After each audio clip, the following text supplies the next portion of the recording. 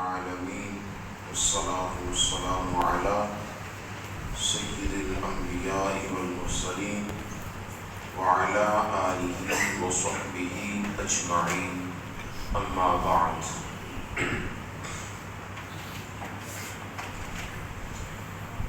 نہایت ہی واجب الاحترام میرے دوست احباب ساتھیوں،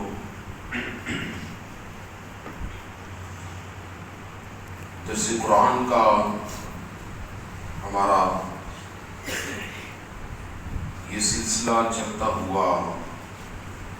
سورہ بقرہ شریف کی آج آیت نمبر 165 جسے ہم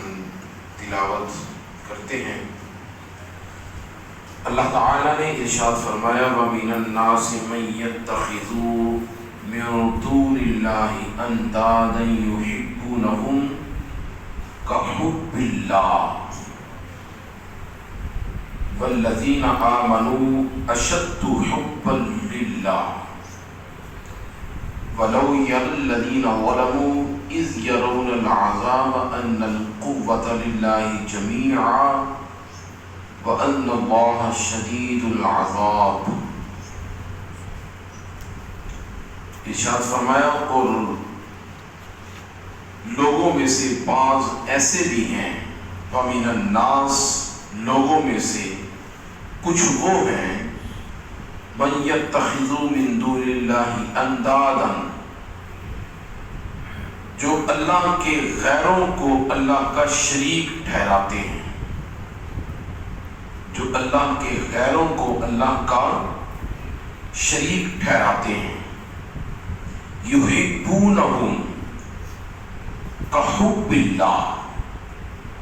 اور ان سے اللہ کی محبت جیسی محبت کرتے ہیں، اور ان سے اللہ کی محبت سی محبت کرتے ہیں، والذین آمنوا اشد حبا للہ اور جو ایمان والے ہیں وہ ہر ایک شے سے بڑھ کر اللہ تعالی سے محبت کرتے ہیں، والذین آمنوا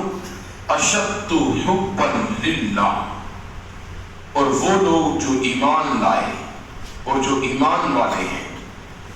اشد حبا للہ وہ اللہ کی محبت میں بڑے شدت پسند ہیں، بڑے متشدد ہیں۔ وَلَوْ يَرَى الَّذِينَ ظَلَمُوا إِذْ يَرَوْنَ الْعَذَابَ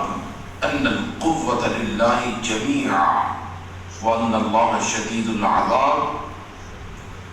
اور اگر یہ ظالم لوگ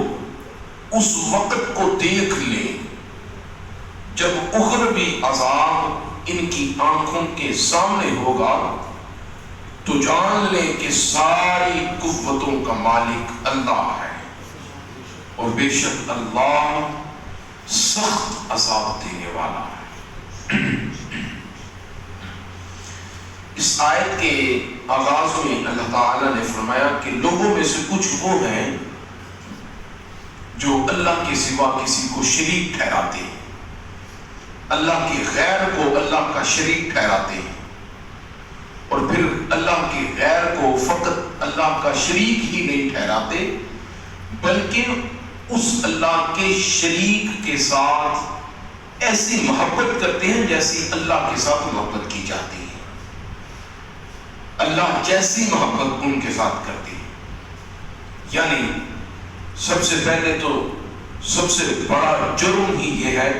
کہ اللہ کے غیر کو اللہ کے مقابل کھڑا کر کے اس کے برابر کھڑا کر کے اس کا شریک ٹھہرایا جائے۔ اس سے بڑی زیادتی اور اس سے بڑا ظلم کوئی نہیں کہ اللہ تبارک و تعالی جل مجدہ الکریم کی عظیم ذات کے برابر اس کسی کو بھی اس کا شریک ٹھہرایا جائے۔ کل والی آیت میں جتنی بھی اللہ تبارک و تعالی کی عظمتیں اور شان الوہیت پر جو اوصاف بیان کیے گئے کہ یہ کام وہ ہیں جو اللہ کے سوا کوئی بھی نہیں کر سکتا، اللہ تبارک و تعالیٰ کی ذات کے ساتھ یہ کام خاص اس کے بعد اگلی آیت میں ارشاد فرمایا گیا کہ دیکھیں کہ یہ چیزیں اللہ تبارک و تعالیٰ کے ساتھ کے سوا کوئی کر نہیں سکتا، کہ لیل و نہار کا مالک اللہ تعالیٰ، شب و روز کا مالک اللہ تعالیٰ، ستاروں کا، چاند کا، سورج کا، آسمانوں کا، زمین کا مالک اللہ تبارک و تعالیٰ، اور پھر خالق کائنات جل و علا نے انسانوں کے لیے ہوا کو مسخر کر دیا، ہر کسی کی استعداد کے مطابق، ہر کسی کی اپنی طاقت کے مطابق جو اسے آکسیجن کی ضرورت ہے اللہ تبارک و تعالیٰ اسے فراہم فرماتا ہے۔ یہ ساری چیزیں وہ ہیں جو اللہ تعالیٰ کی ذات کے ساتھ خاص ہے، اللہ تعالیٰ کا غیر ان پر کوئی قدرت نہیں رکھتا، اللہ تعالیٰ کی اجازت کے بغیر کوئی کچھ بھی نہیں کر سکتا۔ آج والی آیت میں، اگلی آیت میں فرمایا کہ یہ ساری چیزیں وضاحت کے ساتھ معلوم ہوتے ہوئے بھی اگر کوئی اللہ تعالیٰ کو، اللہ تعالیٰ کے غیر کو اس کے برابر ٹھہرائے، اس کا شریک ٹھہرائے، تو بڑا اس سے بڑا ظالم کون ہو سکتا ہے؟ اور پھر اس کو شریک ٹھہراتے ہیں اور فرمایا کہ یحبونہم کحب اللہ، فقط شریک نہیں ٹھہراتے بلکہ اس کے ساتھ ایسی محبت کرتے ہیں جیسی اللہ سے محبت کی جاتی ہے۔ مثلا اللہ تبارک و تعالیٰ کے نام پر جانور ذبح کیے جاتے ہیں تو وہ بتوں کے نام پر جانور ذبح کرتے ہیں۔ اللہ کی ذات کی عزت و ناموس کی خاطر اگر کٹ مرا جاتا ہے تو وہ بتوں کے نام پر کٹ مرتے ہیں۔ وہ اللہ تعالیٰ کی ذات اقدس پر، اللہ کی تعالیٰ کی ناموس کی خاطر اگر کھڑا ہونا ہے تو وہ بتوں کے لیے کھڑے ہوتے ہیں، ان کی خاطر وہ سارا کچھ کرتے ہیں۔ تو ارشاد فرمایا کہ کائنات کے اندر اس سے بڑی ذلت اور اس سے بڑی رسوائی کوئی نہیں ہے کہ اللہ تبارک و تعالیٰ کے غیر کو اس کے برابر کیا جائے۔ اب اس آیت میں اگر آپ تھوڑا سا غور فرمائیں تو آپ سے گزارش کرتا چلوں کہ یہاں سے آپ کو کوئی دھوکہ دینے کی اگر کوشش کرے تو آپ اپنے پاؤں پر استقامت کے ساتھ کھڑے رہنا کہ اس سے مراد بت ہی ہے۔ اس آیت میں اس سے مراد بت ہی ہے، لہذا کوئی آپ کو اس آیت کی تلاوت کر کے اور یہ ترجمہ کر کے اللہ والوں کی محبت سے غافل کرنے کی کوشش کرے تو وہ مراد نہیں ہے کہ کہے کہ یحبونہم کحب اللہ، اللہ کے غیر سے اللہ جیسی محبت کرنا یہ شرک ہے، اللہ کے غیر سے اللہ کے برابر اللہ کے غیر کو کھڑا کرنا یہ شرک ہے۔ تو یہ تو ہے تو شرک، مگر وہ یہ چیز بیان کر کے حضرت سیدی داتا گنج بخش علی حجویری رضی اللہ تعالیٰ عنہ کا نام لیں اور کہیں دیکھیں اللہ جیسی محبت ان کے ساتھ کی جاتی ہے، تو لہذا یہ معاملہ وہ ادھر فٹ نہیں آتا، کیونکہ اس آیت میں بت مراد ہیں جو اللہ تعالیٰ کے برابر شریک ٹھہرا کر ان سے اللہ جیسی محبت کرتے ہیں۔ لیکن ہم جو معاملہ اہل سنت و جماعت کا جو عقیدہ ہے وہ اللہ جیسی محبت نہیں ہے بلکہ ان سے محبت دراصل اللہ سے محبت ہے۔ ان سے محبت جو کی جاتی ہے وہ اللہ کی وجہ سے محبت کی جاتی ہے۔ ان سے جو محبت کی جاتی ہے دراصل ان سے نہیں اللہ تعالیٰ سے محبت کی جاتی ہے، اللہ تعالیٰ کی اطاعت کی وجہ سے، خدا کی بندگی کی وجہ سے۔ اور پھر دوسری چیز یہ، اس میں بڑا تھوڑا سا غور فرمائیں کہ ہم انہیں اللہ کے مقابل نہیں کھڑا کرتے کہ کوئی کھڑا کرتا ہے ان اولیاء اللہ کو جس طرح وہ بتوں کو خدا کے مقابل کھڑا کرتے ہیں، ہم اللہ تعالیٰ کے مقبول بندوں کو اللہ کے مقابل کھڑا نہیں کرتے، بلکہ ہم ان بندوں کو بھی اللہ تعالیٰ کا اطاعت گزار بندہ سمجھتے ہیں، خدا کا شریک نہیں سمجھتے، خدا کا بندہ سمجھتے ہیں۔ خداوند قدوس کی اگر قدرت ان کے شامل حال نہ ہو، خدا کی اگر طاقت نہ ہو، خدا کی توفیق نہ ہو، تو یہ تو ہمارا بھی عقیدہ کوئی کچھ بھی نہیں کر سکتا۔ لیکن اگر اللہ تعالیٰ کی توفیق ہو، خدا کی مرضی ہو، تو پھر خدا کی مرضی کی وجہ سے یہ بندے سارا کچھ کر سکتے ہیں، اللہ تعالیٰ کی توفیق سے پھر یہ سب کچھ کر سکتے ہیں۔ تو یہ اس آیت میں جو مراد لیا گیا ہے اللہ تبارک و تعالیٰ کا، وہ کفار مراد ہیں اور ان کے بت مراد ہیں۔ اہل ایمان کی اللہ والوں سے جو محبت ہے وہ اللہ کی وجہ سے محبت ہے، وہ اس میں ہرگز شامل نہیں ہے۔ اور آگے فرمایا والذین آمنوا اشد حبا للہ، اور ایمان والے تو اللہ سے ایسے محبت کرتے کہ ان جیسی محبت کائنات میں ہے ہی کوئی نہیں۔ جو اللہ تعالیٰ سے محبت کی جاتی، اندازہ تو لگائیں آپ، اگر ایک فرید الدین گنج شکر ہو، ایک داتا گنج بخش علی حجویری ہو، ایک غوث اعظم جیلانی ہو، ان سے محبت کر رہے ہیں اللہ کی وجہ سے، اور اگر آپ ان کا معیار محبت دیکھیں کہ ان کے ساتھ اگر اللہ کی وجہ سے اتنی محبت کی جا رہی ہے، تو اندازہ تو لگائیں کہ پھر ان کے رب سے پھر ان کی محبت کا عالم کیا ہوگا۔ خداوند قدوس سے جو محبت ہے وہ اس قدر ہے کہ ہمارے ایمان کی انتہا محبت خداوندی ہے،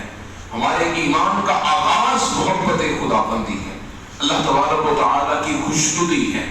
ہر معاملے کے اندر اللہ تعالیٰ کی خوشنودی، ہم کسی سے اگر کچھ بغض، عداوت یا کسی سے کوئی نفرت کا معاملہ رکھتے ہیں تو وہ ذاتی معاملے کی وجہ سے نہیں، بلکہ اللہ کی محبت کی وجہ سے، کہ یہ میرے رب کا پیارا نہیں ہے تو ہمارا پیارا کیسے ہو سکتا ہے۔ اور جو کسی سے محبت کرتے ہیں اور کسی کو اپنا بنا لیتے ہیں، لاکھوں کروڑوں میلوں دور فاصلوں کے باوجود اسے اپنے دل کے قریب کر لیتے ہیں، تو وہ کسی چاہت کی بنا پر نہیں، کسی ذاتی یا وہ الفت کی بنا پر نہیں، بلکہ اللہ تعالیٰ کی محبت کی وجہ سے۔ کس نے دیکھا ہے حضرت ابیس کرنی رضی اللہ تعالیٰ عنہ کو؟ مجھے بتائیں تو صحیح، کس نے دیکھا ہے حضرت بلال حبشی رضی اللہ تعالیٰ عنہ کو؟ ان مقدس ہستیوں کو ہم نے تو فقط نام سنے ہیں، اور نام سن کر ان سے جو محبت کرتے ہیں وہ کس وجہ سے کرتے ہیں؟ فقط اس وجہ سے کرتے ہیں یہ میرے خدا کے بڑے پیارے بندے ہیں۔ جب ان خدا کے اتنے فاصلوں دور رہنے والے پیارے بندوں سے خدا کی وجہ سے اس قدر محبت ہے، تو پھر اندازہ تو لگائیں ان کے اور ہمارے خدا سے محبت کا ہمارا بیان کیا ہوگا۔ گرمیوں کے ان طویل دنوں میں جو روزے رکھے جاتے ہیں، بتائیں تو صرف اس کی وجہ سے، یہ اللہ کی محبت کی وجہ سے ہے۔ سردیوں کی طویل راتوں میں قیام جو کیا جاتا ہے وہ کس کی وجہ سے؟ وہ خدا کی محبت میں کیا جاتا ہے۔ جو کچھ بھی بندہ اپنے معاملات کے اندر کسی سے لین دین کسی کے ساتھ کرتا ہے، وہ اللہ تبارک و تعالیٰ کی محبت کو پیش نظر رکھ کر سارا کچھ کرتا ہے۔ ہماری محبتوں کا، ہماری عبادتوں کا، ہمارے جملہ معاملات کا، تمام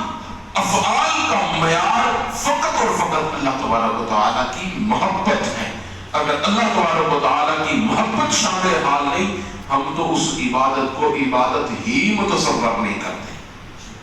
جس عمل کے اندر خدا کی محبت شامل نہیں،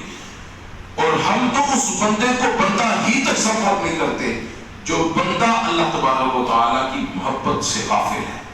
وہ دل یقین کریں جانوروں کے لائق ہے کہ جس دل میں اللہ تبارک و تعالیٰ کی محبت نہیں ہے، اور وہ دل عرش کا زینہ بنتا ہے جو اللہ رب العزت جل وعلا کی محبت کا جلوہ گاہ ہوتا ہے۔ اس لیے والذین آمنوا اشد حبا للہ، ایمان والوں کی اللہ تبارک و تعالیٰ سے محبت کی مثال کائنات میں نہیں ملے گی۔ سب سے بڑھ کر یہ اللہ تعالیٰ سے محبت کرتے ہیں۔ وَلَوْ يَرَى الَّذِينَ ظَلَمُوا إِذْ يَرَوْنَ الْعَذَابَ، اور ظالم اگر دیکھ لیں کہ اللہ تبارک و تعالیٰ کا عذاب، تو پھر یہ کہہ اٹھیں گے کہ ان القوۃ للہ جمیعا، یہ ساری کی ساری طاقتیں اللہ کے لیے ہیں، اور اللہ رب العزت ہی ہے جو شدید عذاب دینے والا ہے۔ کن کو؟ بولیے کن کو؟ ان کو جو خدا کو نہیں مانتے، ان کو جو خدا کی محبت سے غافل ہیں، ان کو جو خدا کے در سے دور ہیں، ان کو جو اللہ رب العزت کی معرفت سے خالی ہیں، ان کے لیے۔ لیکن جو اللہ والے ہیں ان کے لیے تو میرا خدا مہربان ہے، میرا خدا رحمان ہے، ان کے لیے میرا خدا رحیم ہے، ان کے لیے اللہ رب العزت جل وعلا غفور الرحیم ہے، لیکن شدید العذاب بھی ہے، مگر ان کے لیے جنہوں نے اللہ رب العزت جل جلالہ اپنے سبحانہ کو مانا ہی نہیں ہے۔ اللہ تعالیٰ ہم سب کو اپنی محبت میں، الفت میں رہنے کی توفیق عطا فرمائے۔